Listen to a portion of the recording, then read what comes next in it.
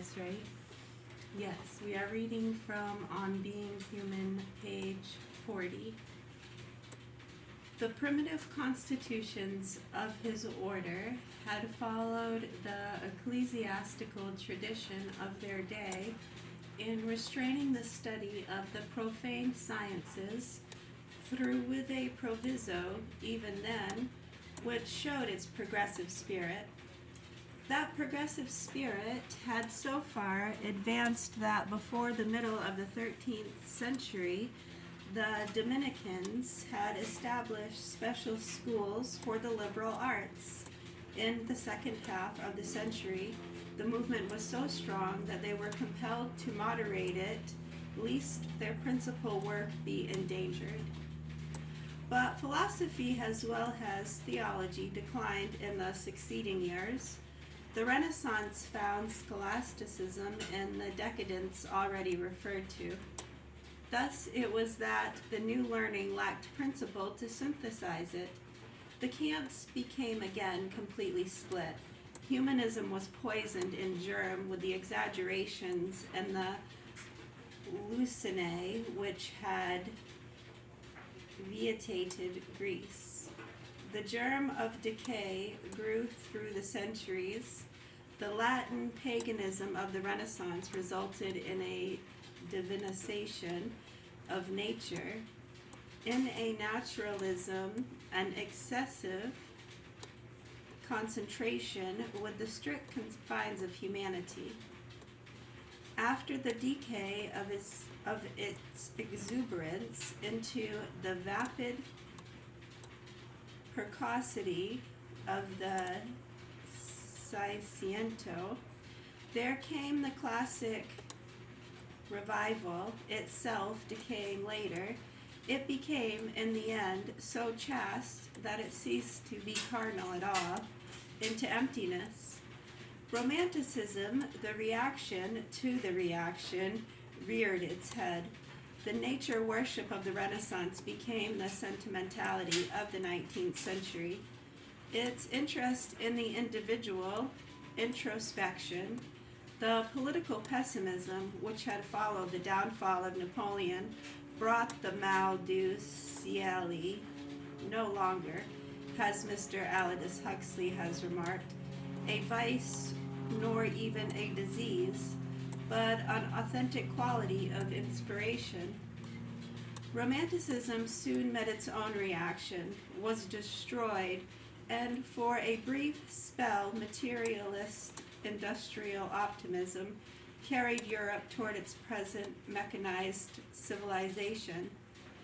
But the pendulum swung again with the delusion of the last 2 decades, with the disillusion of the last 2 decades.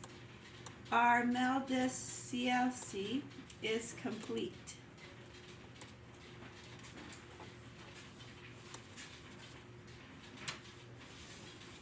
Is complete despair. No longer, it is true, the poison of an attractive, poetic, melancholic, but instead a more brutal, nihilist grimace. Despair explains the modern panic for pleasure, the hard superficiality of the good timers. Historical movements are in a very real sense like the swing of a pendulum. We have reacted against the morbid emotionalism of our romanticist forebearers, but in so doing we have swung back, some of us, to the shallowness of decadent classicism, whilst substituting for the elegance which made it at least superficially attractive, an industrial mechanization which would have made it shudder. But the romanticist despair we have kept and cultivated and cherished. The root and cause of it all, of the whole later trend of the civilization of the West, must be ascribed to that initial mischievous germ of disintegration which was the divorce, in later day medieval society, a metaphysic form, humanism, from the sturdy nature, from the sciences. I will reread that. Whoever else read this book also highlighted that paragraph, so I will reread it. The root cause of it all, of the whole later trend of the civilization of the West, must be ascribed to that initial mischievous germ of disintegration which was the divorce in latter-day medieval society of metaphysic form humanism, the study of nature, from the sciences. Descartes, who thought to do a good turn for philosophy by freeing it from scholastic shackles and inanities, was in fact legalizing the divorce, enlarging the break which they had begun. His purpose was apologetic to confound the atheist and the unbeliever, but his achievement was to have set the soil that ontologism and naturalism and pantheism might flourish.